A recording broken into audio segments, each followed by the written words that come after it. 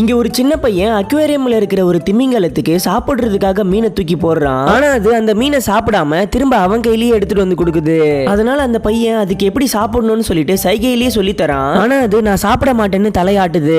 அதுக்கு அந்த பையன் ஓஹோ உனக்கு ஊட்டி வேணுமான்னு கேக்குறான். அதுக்கும் அது ஆமான்னு தலையாட்டுது. சரி ஓகேன்னு அவனும் ஒரு மீன் எடுத்து அதோடைய வாய்க்குள்ள போடுறான். அதுக்கப்புறம் தான் அது சாப்பிடவே செய்யுது. அதுக்கப்புறம் அந்த பையன் பொறுமையா அந்த கில்லர் வேல் மேல கை வைக்கிறான். அது அவனை எதுவுமே பண்ணல, அமைதியா இருக்கு.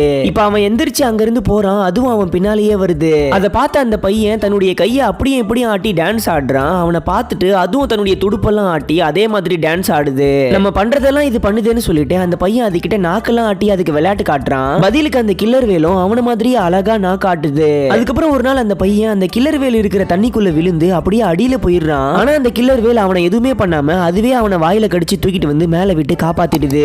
அதுக்கப்புறம் அவனும் அந்த கில்லர் வேலும் ரொம்ப நல்ல ஃப்ரெண்ட்ஸ் ஆயிடுறாங்க. அவன் அது மேல ஏறி உட்காந்துலாம் போக ஆரம்பிச்சான்.